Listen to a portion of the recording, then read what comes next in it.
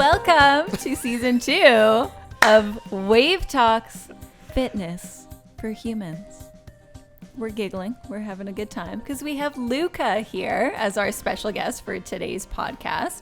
And Luca has a very interesting up and down kind of story about some experiences she's had recently. And she's going to tell us all about them today. Yes, thank you for having me, guys. I'm honored. Well, let's get through the podcast before you make any judgments about how you feel, right? She might change her mind. Yeah, you don't know if this is like a grilling podcast where we're like, "What? Come on!" Grr! I don't know. I'm really having trouble channeling aggression right now. So we know that your story kind of relates around Crohn's disease and some experiences that you had before and after and a ton during. But why don't you tell us a little bit more about what Crohn's disease is? Because I'm a little bit hairy about the details of that. You're hairy, Jet, sorry. I've gotten really hairy. I'm officially cousin it about it. Yeah. So I think personally, I'm still even learning about Crohn's disease myself, because when I was first diagnosed, it's not like someone sat me down and said, hey, this is what you have, and fully explained it to me. I had to do a lot of the research myself. So is this recent then? Because Yeah, so 2 years ago I was diagnosed. Okay. So recent, but with what I've gone through in those 2 years, not as recent. I feel like it's been quite a while now. So my diagnosis is recent, but I probably would have been diagnosed around 5 years ago. So I was sick for about 3 years, then got diagnosed, and it's been 2 years since. So basically, Crohn's disease, it's a autoimmune disease. It's chronic. So it's when your immune system sends cells that attack your gut, and so that causes inflammation. So my body is constantly in fight or flight, where my body is attacking the gut, and therefore that causes a lot of pain, fatigue. For me, it's abdominal pains, extreme abdominal pains. It can go to weight loss, ulcers, mouth sores, weight loss, constant up and down where you gain and you lose. So yeah, there's lots of other different symptoms, but for me, the main one is abdominal pain, fatigue, and weight loss. So did they explain to you what causes Crohn's, or is there even a cause? Do they know? So it can be genetic. So we do have an undiagnosed colitis family member. So that could have been passed down to me, but they're starting to realize that there's so many women in Canada that are being diagnosed with Crohn's. So I think a lot of it now is our food, as well as the environment that is causing Crohn's to develop in people. So it's higher in women, but it's actually really sad to see how many people around my age who are now being diagnosed with Crohn's or colitis. So can I ask a follow-up question to that? The way you just answer that question, it sounds like it's unusual that so many people in Canada specifically are getting it. So is it not happening in other, it's not happening in Europe, it's not happening in the US? I think it is happening. Higher in Canada? Yes, and really? I think because food, I don't quote me on this because I haven't done the full research, but just what I've learned through and from my doctors and stuff, that and when I've personally gone to Europe, overseas, the food is much different there. The regulations that they have in place is much different as well in all their different types of products. When here in the States is a little bit looser. I think Canada's a little bit better than America, but I mean, it's kind of all Canadians would say that. Yes. So for food, just the amount of fillers that we have in a lot of food now. But it's not something that's happening in the US though? I believe so, but okay. I don't know the numbers. I just know more so for Canada. I just need to know that the US is having at least the same level of problems, if not worse. But you'd have to imagine that the numbers might be different because their medical care is paid for. So unless you have the money in order to pay to discover that you have Crohn's disease, you might just suffer a really long time. Oh, wow. Good. Way to bring politics into it. Universal health care. That's what we're advocating for, maybe. So after 2 years of going through all this, do you feel like an expert now that you can help people with Crohn's disease? bus stop expert? Sometimes I feel like an expert, but then other days I'm like, what is going on with my body? And I learn so much from other people, especially like influencers on social media. That's been a huge help for me. A lot of people who struggle with it themselves. There's a website that's called Crohn's and Colitis Canada. .com that you can always check out and just read more about it. So that's where I've learned a lot of my information, as well as from family members, and just doing a lot of digging myself. So, question, you said social media. What kind of content or information did you get from social media that you didn't get from other sources about what you're dealing with? Yeah, so I follow some bloggers. One person that I specifically like, her name is Danielle Walker. She deals with colitis herself. And actually, when I was in the hospital, she was in the hospital at the same time going through the same thing as me. So I found that I could really relate to her. So a lot of bloggers who either have Crohn's and colitis themselves or eat the same way as me and make their own recipe books. That's where I find a lot of information. And then a lot of people that I've just found through like the Gutsy Canada social media platform, who are also dealing with Crohn's and colitis themselves, that are just regular people living regular lives. I follow them and they just share kind of what they're dealing with. And I think it just kind of has created a community of where you feel like, okay, this person like actually gets me because they're going through the exact same thing as me.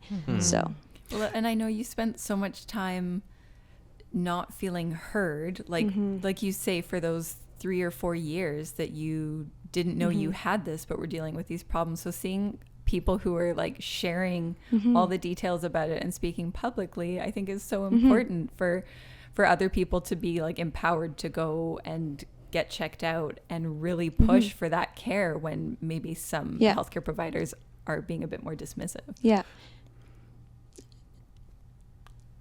I was going to say, I even going through this process, I found I was struggling sometimes finding like fun recipes to make that like complemented like what I was cooking or how I needed to feed my body. So I made my own little Instagram page to share with my friends. And I've actually with your cousin. And with my cousin, and my family.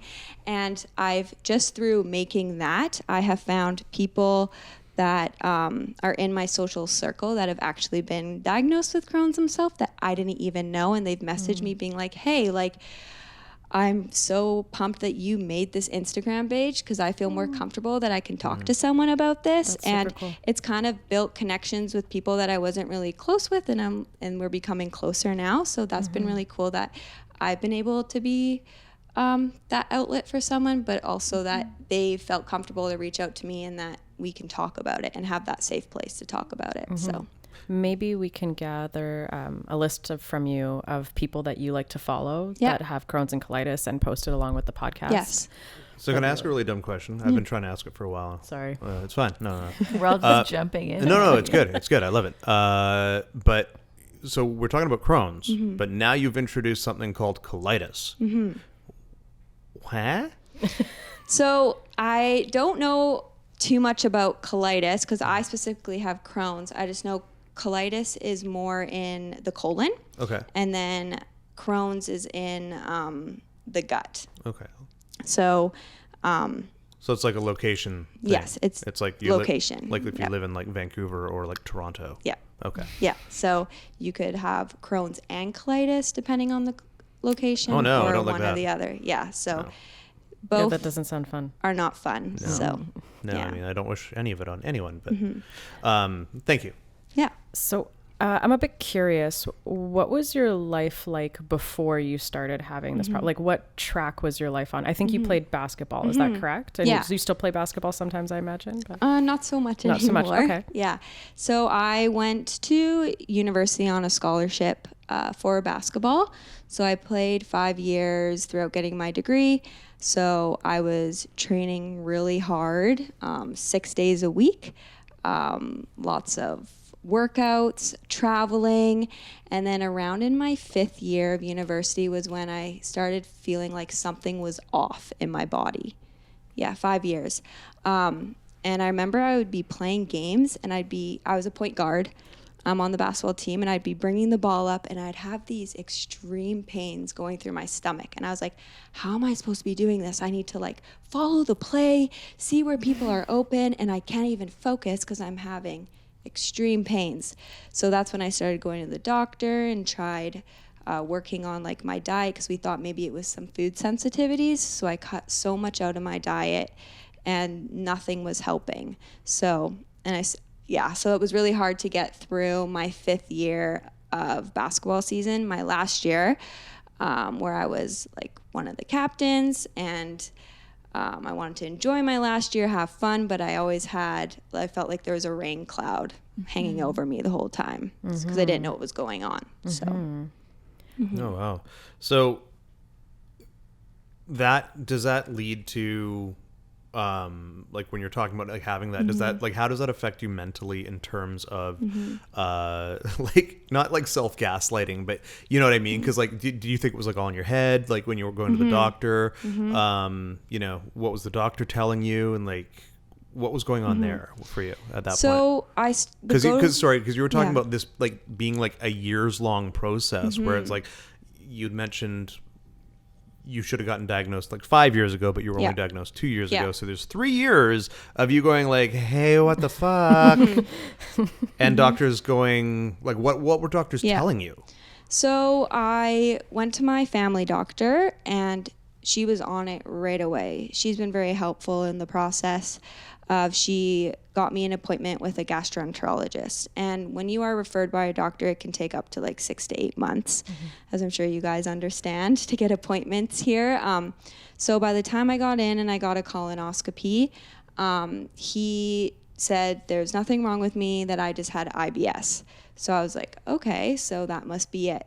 So that's why it took so long to finally get a diagnosis, because I had my colonoscopy, we did everything that we needed to do, and I got diagnosed with IBS, which is irritable bowel syndrome. So just my stomach gets irritated very easily. So we just went along with that. They said, here, take these probiotics, it will help. But nothing was helping, and so I just kind of kept trying to play around with my food, and until eventually my body just started shutting down completely, where with Crohn's, you go into flares, and that's when your symptoms like heighten, get very excessive, very painful, and I had every symptom that someone with Crohn's would have, but no doctor like could make that connection. So by the time I finally got my place, I got that met the gastroenterologist. I got my I diagnosed with IBS, and then a few years had passed, and then I went to my doctor and I said, something is wrong, like I need help. And even with my family doctor, she's so busy, it would take 2 weeks, sometimes 3 weeks to get in. So I just started going to a walk-in clinic because I was like, I need help. Went into the hospital to emergency one day, and they said, oh, nothing, everything is okay. We don't see anything concerning. And then I started getting extreme hip pain. So I was seeing a physiotherapist, I was going to massages, I was going to a chiropractor, and they were thinking maybe there's something with my sciatic nerve that was wrong. And they just kept saying, you need to go to Emerge, you need to go to Emerge. So then I tried a different hospital, and basically they told me, look, we don't really see anything that's wrong. And I said, well, can you do a scan? Can you see what's going on? As I'm basically screaming, crying in pain. And he just basically tapped me on the hip and said, go take some Advil. Which Advil is also a big thing that I've been told from my doctor that can also cause Crohn's. And I used to pop so much Advil in university because I'd play such high minutes, and my body would be so sore that I would take an Advil to just get me through to the next game, as well as therapy and stuff. But so I don't know if that also could have been a connection to my gut. So I was really frustrated, and I remember when the doctor in emergency just told me, nothing's wrong, tap me on the hip, take some Advil. I felt so defeated. That's a really like big moment for you, eh? That's a very traumatic moment of your experience. Holy crow, I'm sorry. Because I could barely work. I couldn't even get off the couch. I didn't know what was wrong with me. And I asked so many doctors for help and nobody would help me. And I said, what do I do? So I went back into the walk-in clinic and my mom came with me because I was like, I need someone to help advocate for me here. And my mom was very frustrated.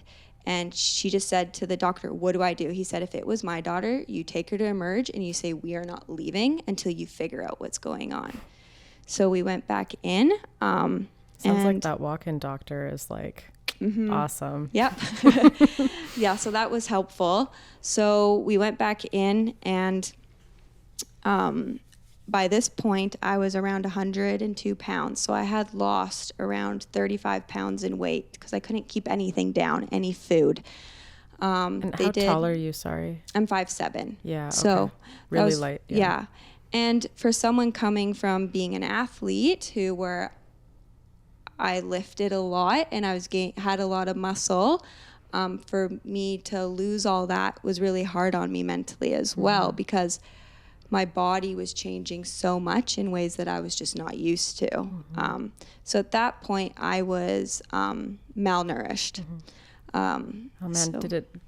Sorry to ask this. You can tell me if you don't want to answer it, but did it feel like you were dying essentially? Yeah. Yeah. And if I could have died. It could have gotten to that point if we didn't start getting some nutrients into me. Well, and if you and your mom hadn't fought to get you looked at. Yeah, exactly. Crazy. So we finally went in, and then once I finally got into the hospital, it took about 9 days to finally figure out what was going on. We went in to ask for an MRI. Was what I forgot to add previously is I had did an MRI in the States and they had known what was going on, but because it wasn't official, they wouldn't take the results in to be looked at. And we just told them, the doctors in the States said something is wrong. She has an infection in her hip. She needs to get an MRI. And I asked him, I need an MRI. He said, nope, we're going to send you for every other test before an MRI, which nothing was coming back. And then finally, I remember the doctor came to me and said, I don't know what's wrong with you, and I think we have to move you to VGH. And I said, not until you send me for an MRI. And I remember just crying and begging him for it. And I remember he was so frustrated. He said, fine, I'll give you that MRI, and walked out of the room. But as if he's doing you a favor, No kidding. Yeah. Especially since you'd been told previously by other doctors that you had an infection. If a doctor to doctor is saying there's an infection, you should deal with that immediately. That's a lot of resistance. Yeah. No, don't you know that MRIs are analogous to the Lord of the Rings, you have to march to the mountain to get the MRI. So it's a lot of work for anybody. She marched to the yeah, it's having recently gone through a thing where I needed an MRI. And they were like, okay, we'll get you in, but it's going to be at 3 a.m. and you better be ready to go and be there in 20 minutes. And I was like, not eat and drink this. And exactly. And then it never happened. So yeah. How did you feel when you got that MRI and you were right, and then you got to look at that doctor after? I think I was so sick and so drained and so defeated. I was so numb at this point. I couldn't really feel any emotions, to be honest with you. I just remember going for an MRI and then coming back, and then all of a sudden around 7 p.m. that night, a surgeon came in and said, you're going in for surgery tonight. You have an abscess that is pressing against your sciatic nerve, and it's going to go into your spine if we don't deal with this tonight. Oh, that's interesting. So they were kind of right about the sciatic thing and the infection thing, and they were all pieces. Yeah. And you were kind of right about her feeling like she was dying because she was could have been close. Yeah. Oh man. And so I remember, and then since when he told me that, I don't remember anything after that. I remember I shut down, and I think my brain has just blocked it out because I was so scared. I remember he took me back to the nurse's corner, and he looked at me and he said, what you have gone through these last 10 days is not fair to you. This is not right. And I'm going to make sure that I take care of you, and that's really we're going to make this better. And he said, I don't know what I'm going to find when we go in there. So I basically went to a surgery not knowing what was going to happen. Yeah. He showed me what he was going to do. Don't remember. My mom showed me the picture he drew for me at that time. Don't remember him drawing me that picture. Yeah. So it was really interesting for me to look back and to see how our minds are just so powerful, of how I just blocked that out and shut down. And then I went in for surgery that night, and I woke up the next morning. I remember opening my eyes and I said, what happened to me? Yeah. And then it was about at least a year recovery for me to fully heal for that, because I was so malnourished. My body really had trouble healing from the surgery. So they removed the abscess and they removed part of my intestine that had a lot of inflammation. And that's when he officially diagnosed me with Crohn's. So I was excited's not the right word to use, but I was happy that I had a diagnosis. Kind of relief. I was going to say, there has Yes. to be relief there. Yeah. Totally, So I knew now I can go into a doctor and say, this is what I have. So this is happening because of this. Yeah, and you can't be dismissed anymore. Like the pain that you were experiencing. And I mean, I think especially for you having been a pretty high level athlete, I think it would be really easy for people to say, well, it's just stress. Like you just have to sleep more, you have to exercise less. But it's like, you know, now you have this diagnosis that you can at least lead with, so people will listen. Yes. Isn't it fun how people minimize high performance people and their stress? Yeah. Or sometimes women. How people minimize that can happen women. too. Yeah. And I know how I've been talking has been a little bit negative about my experience with the healthcare system, but the team that I had after that of nurses and my surgeon was absolutely amazing. He really just took me under his wing. He knew I was scared about a lot of things, so he did a lot of things himself to help calm me down and make me feel more comfortable. And so I really appreciate the team that helped me out after that. So that's a nice shout out. Yeah. That is a nice shout out. Yeah. Good thing they made up for everything that happened. I know. Oh my gosh. Yeah, it's funny because there's that like aspect of self-advocacy as well, right? Because like as you guys were just talking about, you're having that power like taken away, and like I was saying earlier, it's like this like almost like self-gaslighting, like where they're making you like question yourself and like, wait, is it all in my head? Is it like you know, like when you're talking should about, I just grin and bear it and suck it up if it's well, yeah, not a big exactly, deal? like all the way from like the like when you're playing basketball, and I assume moving a ball from a place to another place. I don't know a lot about basketball. There's a basket. That sounds like 5 other sports simultaneously. Yeah, so you got a ball, you're moving the ball to another place where like somebody wants the ball, but you still have the ball. I don't know.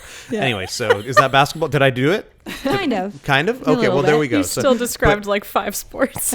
But you know, you're talking about the fact that then your mind is 100% on the pain, and like you have that like training of the athlete to kind of like, I assume, keep that a little bit inside and like tough it out for as long as you can. And 100%. So like, how much of that in terms of like a shift from a place like that to where you are now, like, is it completely different? Like, did you always have those threads? Did you have to learn all of that, like self-empathy, self-advocacy along the way? Like, how does that work? How does that go? I think I had some of it in me, as in hiding the pain. I think I learned how to be really good at hiding the pain because I started getting pain when I was playing. Yeah. So I learned how to hide it. I think empathy and advocacy I definitely learned throughout the process. Okay. And that's something that I want to just preach, is that if anyone ever feels like something is wrong and they've been told by a doctor, anyone, oh, you're fine, you're okay,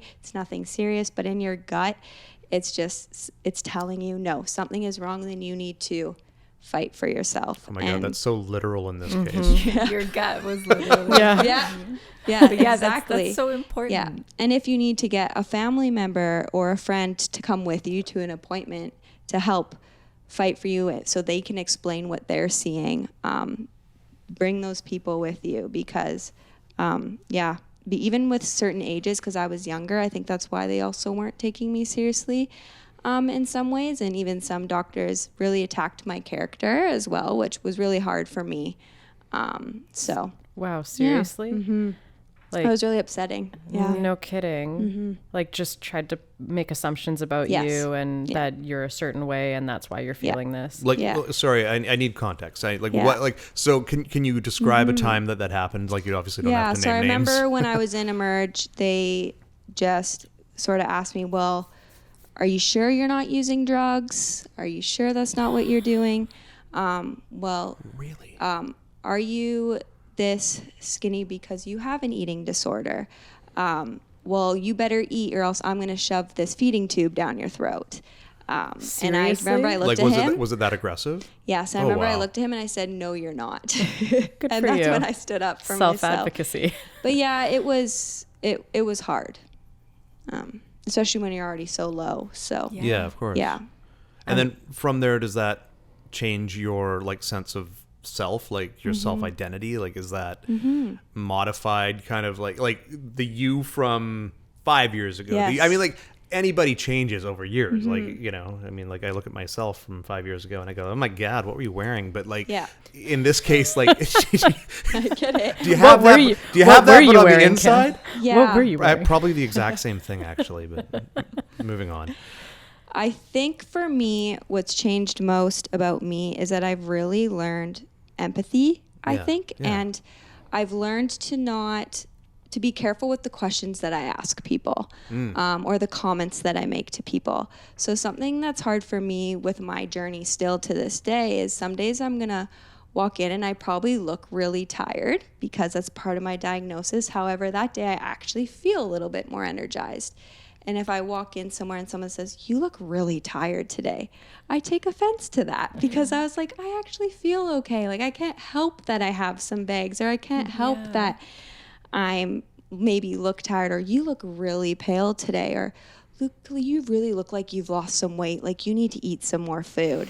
So I think just being self-aware of what you say to people or the comments that you make to people because you don't know what they're going through. You don't know why they're tired. You don't know maybe why they're struggling or any of those types of things. And to just be more aware of that. And especially for you who had a lot of your identity kind of not wrapped up in, but I just can't think of another word, but a bit wrapped up in you being an athlete and basketball player. So you were strong. So like if you have somebody telling you that you look skinny when you feel good when you're strong, like that's, that there's can a little be really stroke hard to hear. like ego, I guess, from like being a sports player. Because like anybody, you play the sports ball? I'm really not like doing much for myself here in terms of my like sports knowledge, but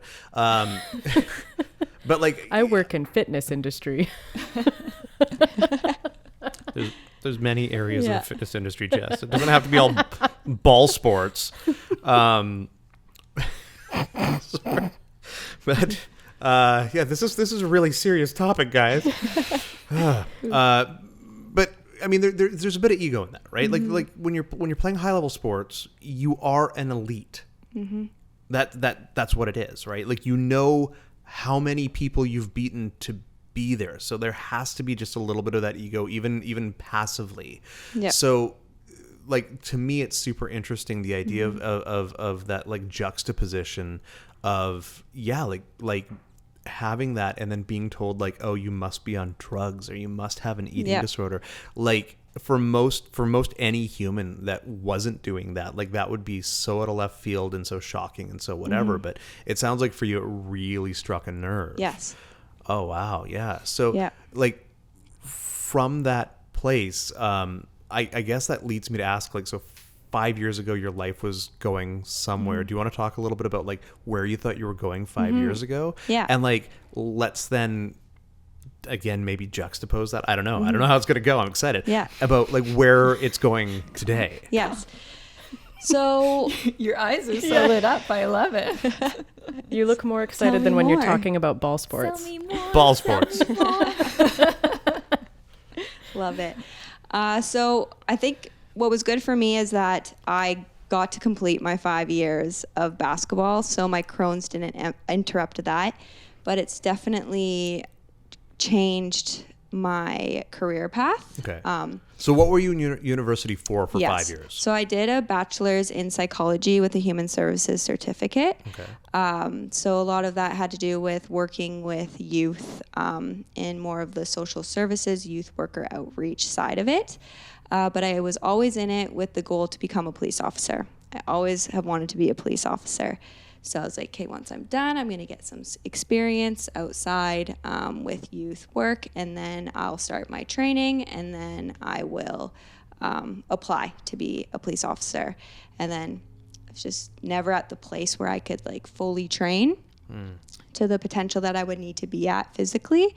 And then all of this happened, and then I've really had to come to terms with a huge thing with my Crohn's is stress. That can really trigger it. Yeah, of course. And policing is a very stressful job.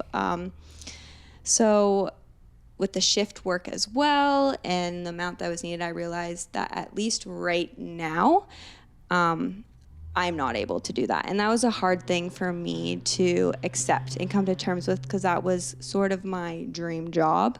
And then I kind of started looking into border security and kind of to see what that would look like. And then I had to come to terms as well with the fact that, you know what, I'm not there yet right now either. So I love what I do now. I work with kids. I'm a youth worker. But I've definitely had to really sit down and process that. Mm-hmm.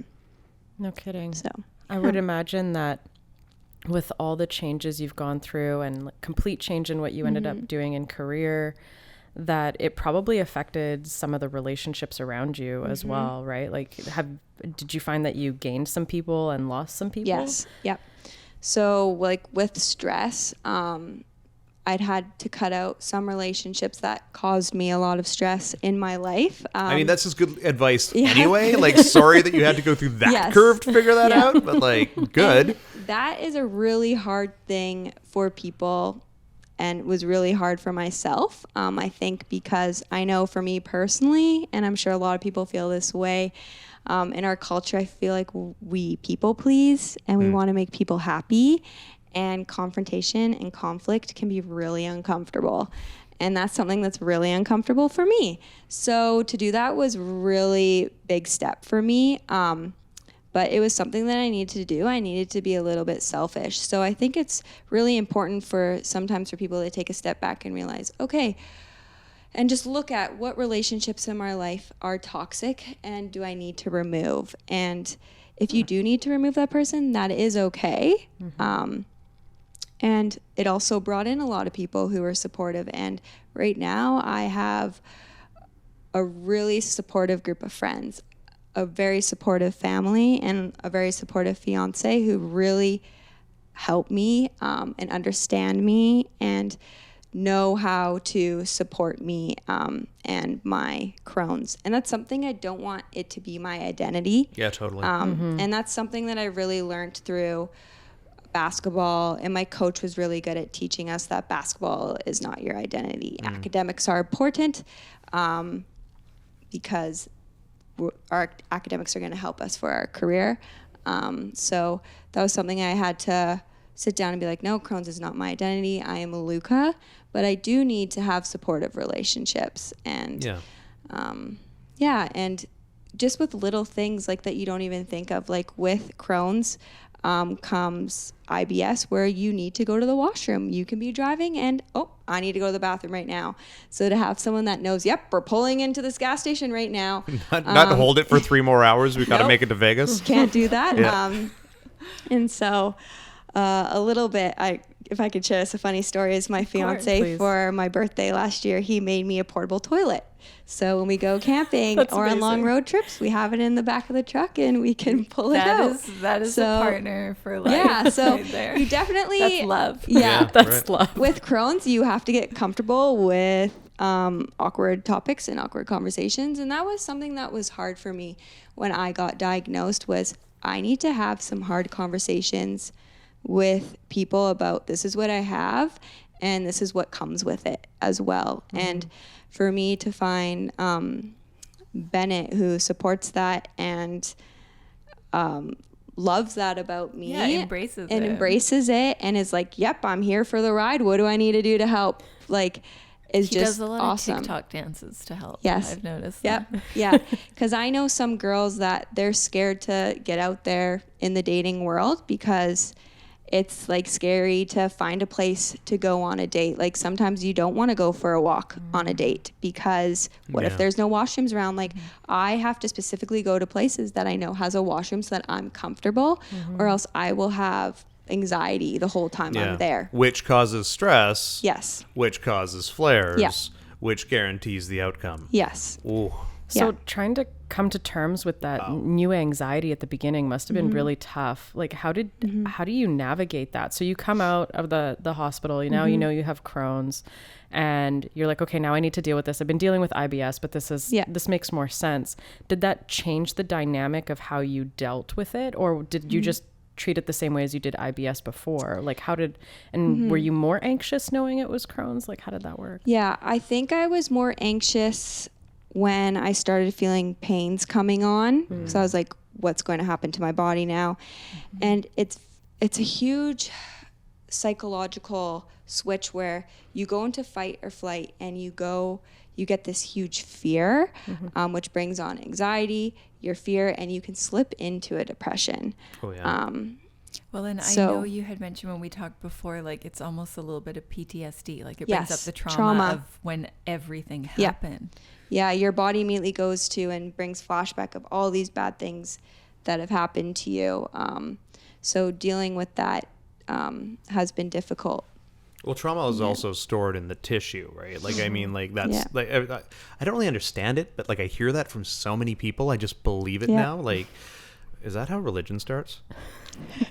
But like, so it totally makes sense that like it's gonna cycle like that. How do you deal with that? How do you like dismantle that in a moment when that comes up, especially at like the most inopportune times, because that's when it's gonna happen. And then also coupled with like, man, I need to shit really bad. Like, like now you have to try to calm yourself while needing to, like, I can't imagine. But so like, what kind of coping mechanisms have you developed in like those moments? Because I think that's really transferable to anybody that's listening as well, right? Like, because like we all have stress. I mean, like, again, I don't know if like whenever you're like the listener is listening to this or the viewer is watching this, I hope we're past everything that's going on in the world right now.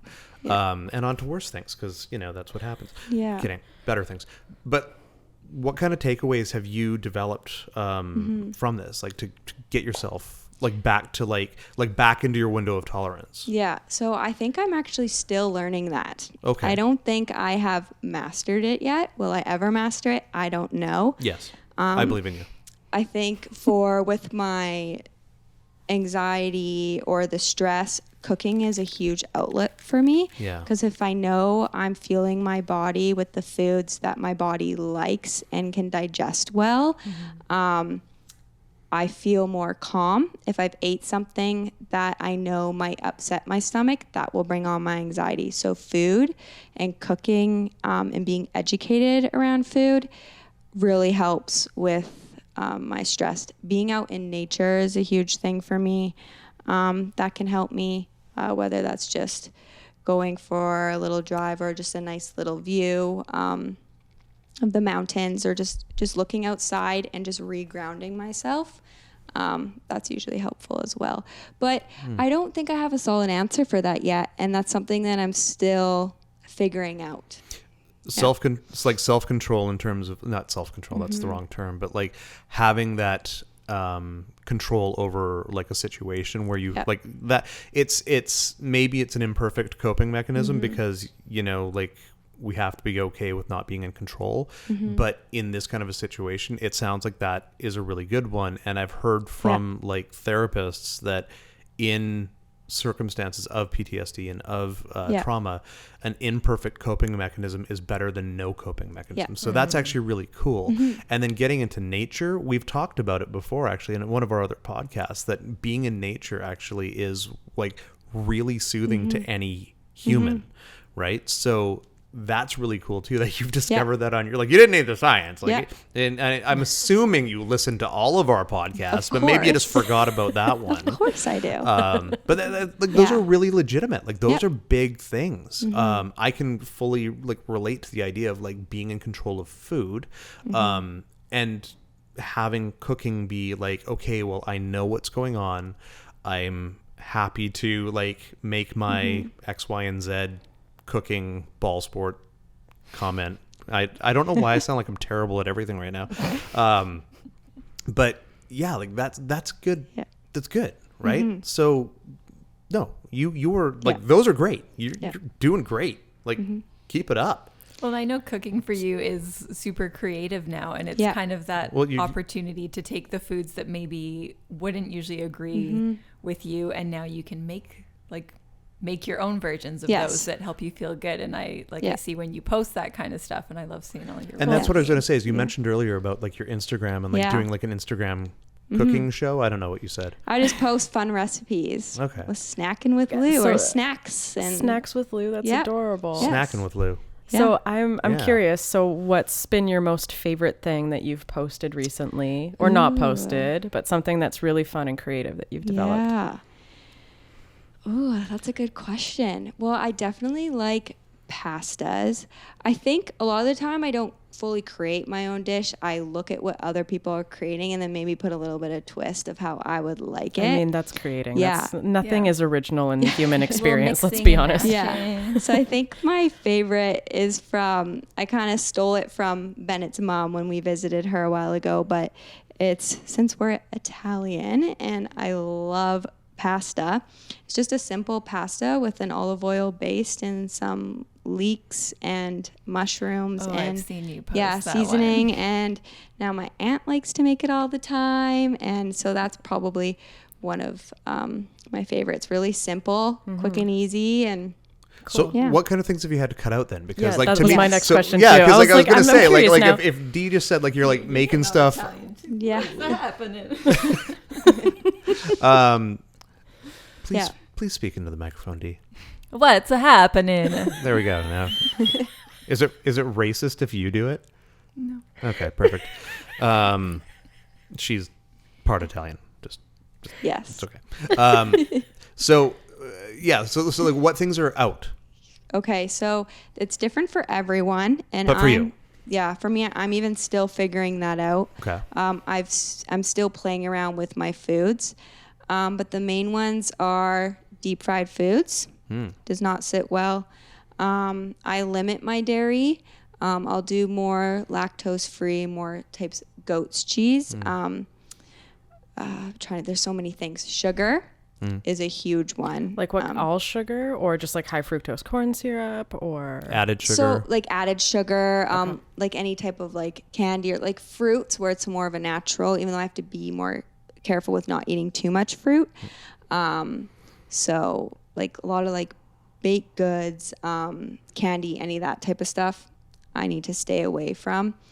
Those are the main things. I limit my red meat. I would only usually have it about once a week. I need to bring more fish into my diet, and that's been something that... Are you like Dee? Do you hate fish? Yes. And so... It's a family trait. It's a family trait. I try to do it every once in a while. You're completely against Italian like culture, by the way, because they eat fish. But like, have you ever tried putting buttercream on your shrimp? No, thank you. I don't know if I'd like that. No, it was shrimp buttercream. It was shrimp. Yeah. It's buttercream infused with shrimp because Dee loves buttercream. Yeah. Have you ever tried that? No, I haven't. Unfortunate. I like buttercream, not shrimp. Not shrimp. So I'll do shrimp, but... People who are listening, this is a very long-standing joke that me and Cam have developed with Dee because she said she hates seafood, but she loves buttercream. So then we said, what about shrimp and buttercream? And we just keep bringing it back, and she still hates it after all this time. One day it's gonna get to a point where we're gonna do the whole video of her Dee trying it because she just wants to like settle it and be done with it forever. That would be an awesome video. Right? Do it for the viewers, Diana. Shrimp buttercream tasting? Yeah. I don't think the podcast guest can't be wrong. You. I will pay you. How much will you pay me? How much would it take? In dollar form? How much? 3 million. Oh, come on. I'll eat your shrimp buttercream. No, it's going to be less than that. That's my price. Yeah, That's my it's price. 300 firm. $300 firm dollars. Yeah. Okay, so no shrimp buttercream for you. No. Okay. What about gluten? Because I remember like years ago Yes. you had a gluten thing going Yeah. on. Is that still a thing, or is Right that like now, a I've cut back? gluten just to see. Yeah. That's one that I'm unsure of. So when I eat food, I really try to stay away from foods that have lots of fillers in them. Yeah, fair. So a lot of the time for my bread, 00 flour sits a lot better in my stomach, or like a rye or a sprouted grain. I try to Because focus it's already more. digested. It's already broken down. Yeah, so sorry, I try to focus on that. And so really I just eat whole foods. That's what I try to stick with. Clean, whole foods. Because a lot of times people are like, how do you eat? What do you eat? I'm like, I don't know, just Food. like whole foods, like Real things. real things. Like when I go to a grocery store, I try to stick to like the outside. When you go to a grocery store, is it Whole Foods? Like vegetables and fruit. No, but I mean, is it and- like Whole Foods? No. Yes. I don't know. There's no Whole Foods in Langley. There's no Whole Foods. Oh, you're talking about the actual grocery store. Whole I Foods. like it's confusing because you keep saying I'm getting Whole Foods, and it's like, are you going to the I store had to called take Whole a Foods? second. No, just yeah. So and regular just- Whole yeah. Foods.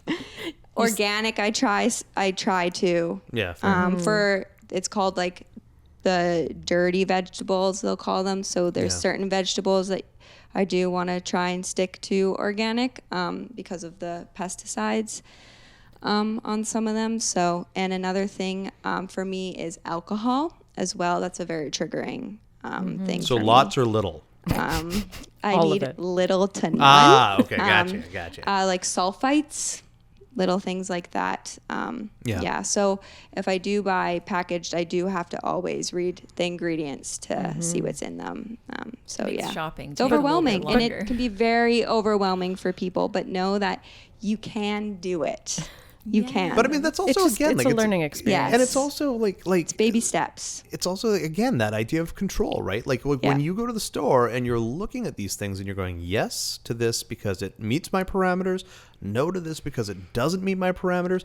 That is you taking back a sense of control. And again, even if it's at the beginning, like, I mean, a lot of people turn into monsters with that stuff, right? Like they kind of like get that head of steam on them about like how much control like they're going to have around their life. And then you're showing up at restaurants with like your own menu and handing it to the chef saying like, you're going to make this for me. Yes. Like even then it's still at least a way of you gaining that. So that's good. That's empowering. That's good. Yeah. Till it's not, till Bennett is like, like at his wit's end with it, but like, or you're at your wit's end even more importantly, but that's cool. Like that's good for you. Yeah. That actually brings up an interesting question for me. What's Not interesting for everybody else. No, it won't be. It will only you be know what? Never interesting mind. for I'm just her. not gonna. No, I'm kidding. What's it like going to a restaurant for you? Yeah. He mentioned that, here's my list of concerns to the chef. Like, okay, this is my problem. Please make me some food. I'm assuming it's not like that because that would be very weird. But what's your experience like when you go to a restaurant? Is it like asking everything that's it? I'm interested in this. Can you tell me absolutely everything that's in it? So I'm one of those people, I'm sure you've seen memes about it, where they look at the menu before they go. Always. So yeah, always look at the menu before I go. And I do that anyway. Yeah, me too. Okay, so it's a normal thing. Yeah. But totally. Cam's allergic to quite a few things. Let's stop it. Yeah. We're not talking about me. We're talking about you. So I think, Cam, you can understand, you probably have your go-to places that you know can like meet your dietary needs. So usually I just stick to those places. And my friends are always like, "Hey, Luca, where can you go?"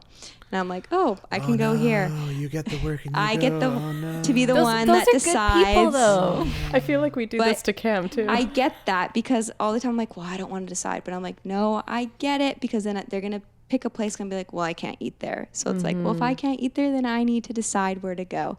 So yeah, I research places. So a lot of the places that I go to have great menus already that I can eat off of. I really like to support like local restaurants and go to a lot of the restaurants that are farm to table. Ooh, like where? One place that I really like in Fort Langley is Saba. Their whole experience is farm to table, and they support all the local farmers in the area. So that's usually my go-to place to get things. And honestly, with like now it's 2022, a lot of restaurants are really good with changing up certain plates or dishes because of dietary restrictions. Yeah. You know, I've actually, like, I'm going to weigh in on this because I'm going to agree and then I'm going to disagree. I've seen more no substitutions lately. Because food is getting harder to get right now. Yes, that is true. And I've seen a lot of places that were like Staples have changed their menus, have changed Staples has changed Yeah, I was their going to menu. say, I'm like, Staples? Staples for my experience in terms of visiting a restaurant.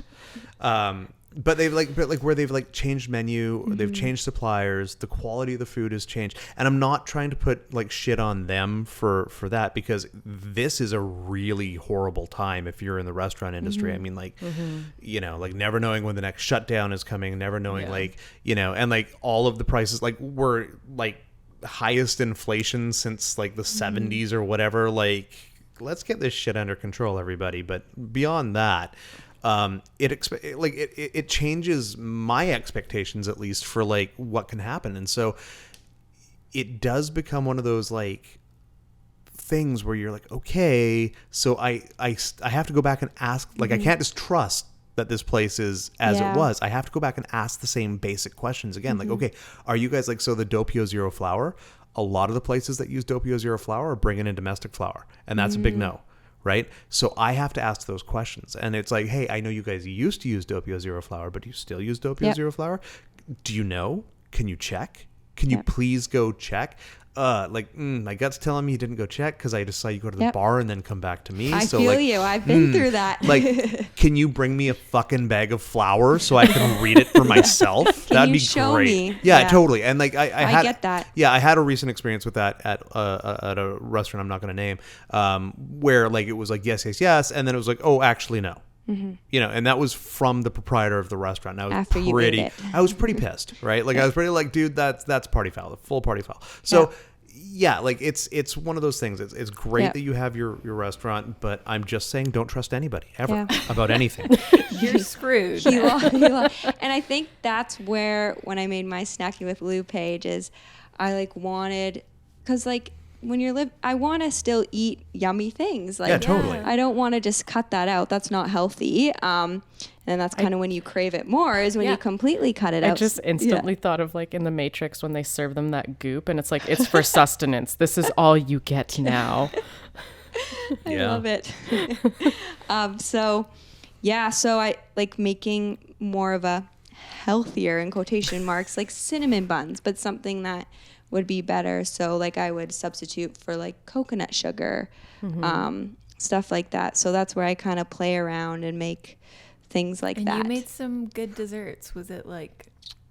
I make some awesome gluten-free donuts. I'm in. I'm interested. Yes, I can make them for you. Can you mail them to me? I'm not coming out to Langley. Just drop them off. I'll give them to I'll go pick them up for you. Those things have to be fresh because it's gluten-free. So it's going to be like 3 weeks before I get them if you pick them up. No, mail them to me. That's faster. The mail is not fast. The mail is not faster.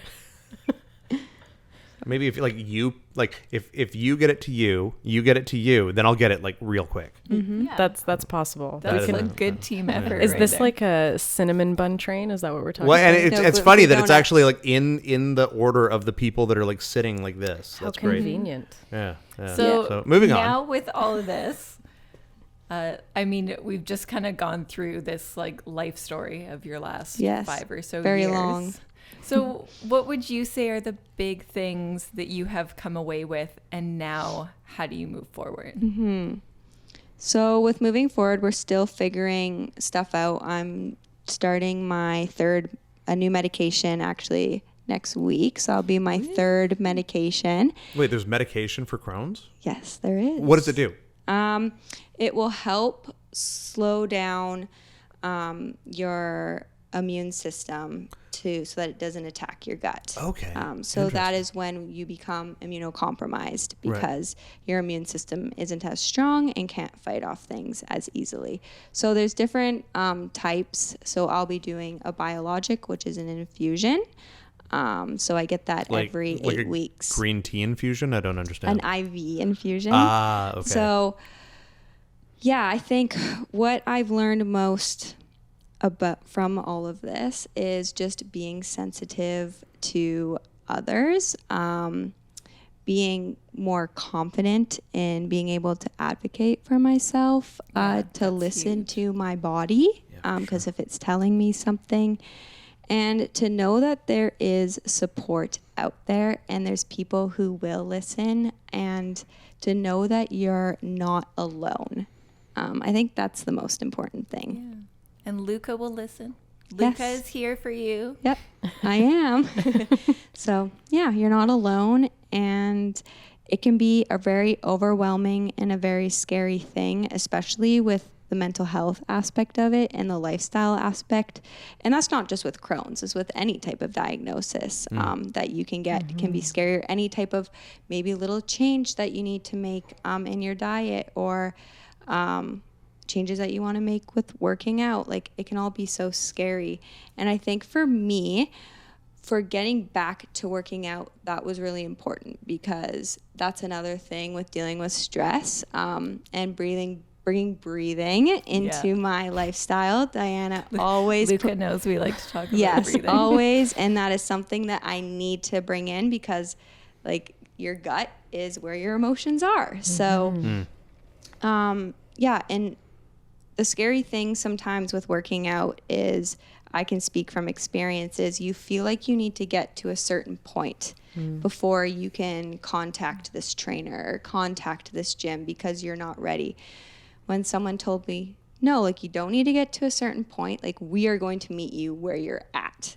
Wow, that sounds familiar. That sounds like D. That sounds exactly like D.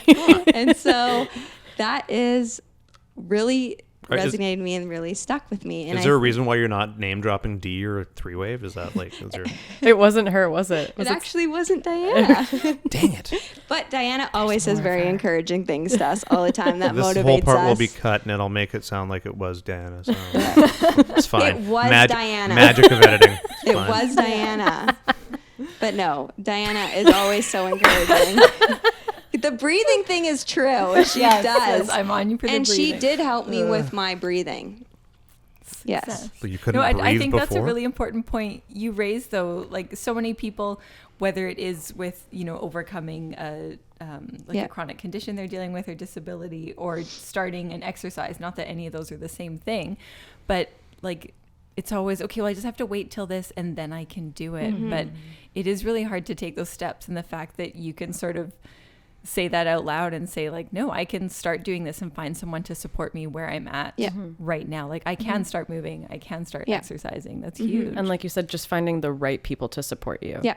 Right. And vetting those people, because more stress does not help, as you've mentioned. Exactly. And to not make that your identity, because it is a part of you, but it's not who you are. Mm-hmm. So I am Luca. I am strong. I am beautiful. I'm all these things. So it's important to kind of have that is it mantra? Whatever. Mantra, depends on whether you're like... It could be mantra if you want it to. So for me, and I even have it on my background on my phone, is that I am a warrior. And that is something that has really gotten me through this whole process. And my mom sent me that when I was in the hospital, and I was like, nope, this is what I am making, like, gonna base my life around, is that I am a warrior. And so it can be really discouraging at times when you want to be at a certain level of fitness, and you need to take a step back and be like, no, it's okay that I'm not there. I will get there one day.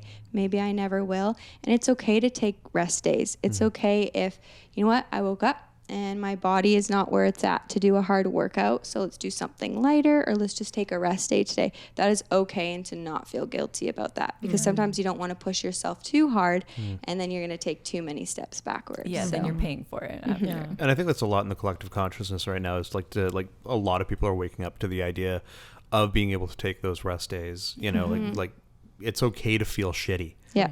Right. And like we as a society are so against that. I mean, like that's why it's like so insanely revolutionary that we've only gotten paid sick days as a guarantee, because it's like that's been eroded for work. Like, you know, like before COVID, like, you know, you'd work, you'd have like the sniffles and you'd be like, nope, still going to work. You wouldn't even think about it. Like you wouldn't even contemplate it. Right. Exactly. And we would go to work, have the sniffles, get everybody else in the office sick, and nobody thought about it, you know?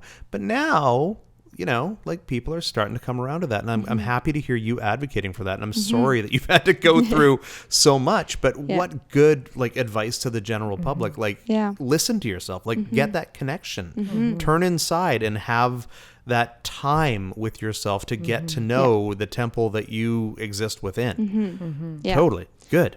Yes. And I'm a person like, I can watch TV for 2 hours. I can definitely go do breathing for 10 minutes. So easier said than done, though. I know that that's easier said exactly. than done. And that's why I tell myself, I'm like, well, why can I just sit down and watch TV for 15 minutes? No, let's do it while I'm watching TV or doing this for something that is really going to help myself. So, Yeah. But that's a routine thing, and that takes baby steps. I know. And that's where, and I think, One breath at a time. yeah, you don't want to take on too much. Yeah. So SMART goals, right? So make sure they're attainable, reachable, and then hopefully there's no failure. And if there is failure, that's okay. Oh, well. We just, But failure's not a bad word. It's not a swear word, right? Yeah, it's not. Fuck is a swear word. Yes. Failure is not a swear word. I like it. But they both start with F. They do. They do. Yeah. There's a lot of words that start with F actually. Jess. Like flatulence. Like football that you don't know how to play. I know how to play football. I just don't know how to play football. He doesn't know basketball. No. Which is weird because I grew up with a basketball court. Like I can like I definitely thought you make said I grew up with a basketball. I'm like, what, like Castaway? Like, basket? basket. Its name is Basket. No, it would be Spalding. Seriously, like Jess, why would I name a basketball Basket? Was its last name Ball? Spalding or I just pictured you yelling at a basketball when you were a kid. This really funny image in my head. I feel like you just had a really bad experience. I've never been a child. I've always been this age. with basketball, and that's why he's just decided to just You know, Just put it no, aside. it was put it like aside. I had a basketball. What do you call it? Net Hoop. And like when I was a kid, like early teens, my friends would come over and we'd play like death basketball, where it was like basically wrestling yes. mixed with basketball. Wouldn't like that. No, it was the dumbest thing. I broke a finger by getting it locked in a chain link fence, and then had like somebody hitting me and like me twisting. No, that's not. It's not a sport. It's not going to catch on. But anyway, sorry. Moving on. No, I never had a basketball that I grew up with.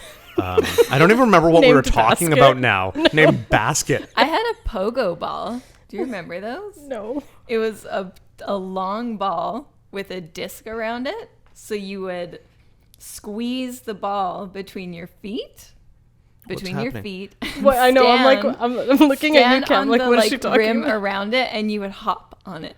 And it was a Oh, pogo I do. ball. No, Google I it. do. I do Pogo remember. ball. I do. Pogo Somebody ball. I knew had one of Yeah. these, and it was, Late but it was like 80s, the ball. It wasn't a ball. It was like a noop, and then it was like a noop, Yeah. and then it was like a And it was like a weird Saturn. totally.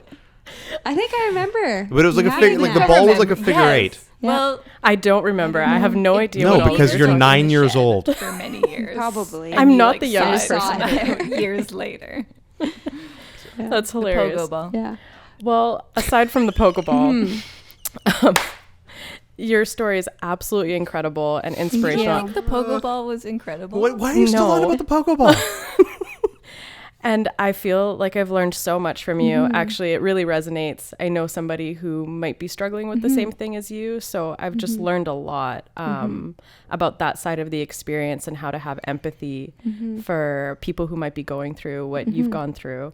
And I just really want to thank you for coming today. It's Yeah. been Thank you. absolutely amazing. Yeah, I think you're crushing it. I think you're doing awesome. Thank you. Like, you know, it's nice to hear that. For somebody that's like claims to be only like 2 years into the journey, you have like so much wisdom around this. Thank you. Otherwise, like, why would we bring you on a podcast? Right? Like, you ain't that interesting. Not as interesting as this guy with basket. Yeah.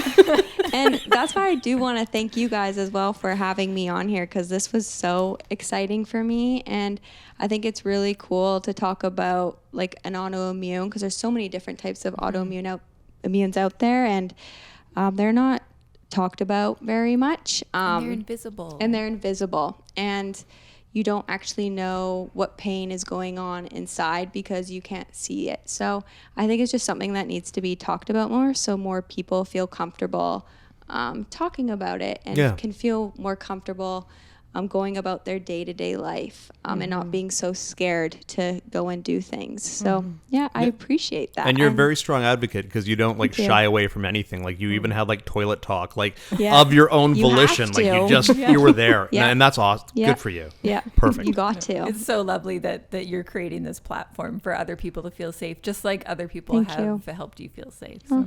Thank you. Thank you so much for coming on. Thank you. So social media, where people can find you at. Ooh, it's at Snacking with Lou. And I just want to say this summer is the Gutsy Walk. I'll share, I don't know the exact date, but that's where they do a walk for Crohn's and Colitis Canada. Diana did it last year, and they raise money to support research that goes into finding different types of medications that help people struggling with Crohn's and colitis, and it helps give grants to doctors or researchers, and it also just supports a lot of people who are struggling. So that's a really fun thing in the summer. Yes. Thank you. Awesome. Well, this wraps up this episode. I'm still on about. I just looked at you and I just remembered the whole thing about you, like a ball named Basket. Oh my gosh. So yes, thank you very much for your time. Thanks for putting up with all of our shenanigans. It's fun. You guys are so much fun, and I think what you guys do with Wave is absolutely amazing, and it's so cool. You sounded like Nona right there. 3-Wave. 3-Wave. 3-Wave. A little bit of a tongue twister, kind of. But no, it's awesome. I think it's cool. And you guys are so much fun. Well, thank you. And, we thank all the listeners and viewers for checking us out. If you have any questions about anything fitness or health related, don't hesitate to send them to us. I possibly won't be answering any of the questions about sports from like now on forever. I do know things about sports, like baseball. There's bases and balls. I mean, like, how much more do you need to know? That's in basketball, right? Basketball? Yeah, right. I've heard that. Anyway, balls and hoops. So we're gonna go. Thank you. This has been WaveTalks Fitness for Humans. You've been awesome. You've put up with this, that for so long and gotten so much from Luca. So check out our other podcasts. Again, get a hold of us if you need anything. We'll see you next time. Bye. Bye.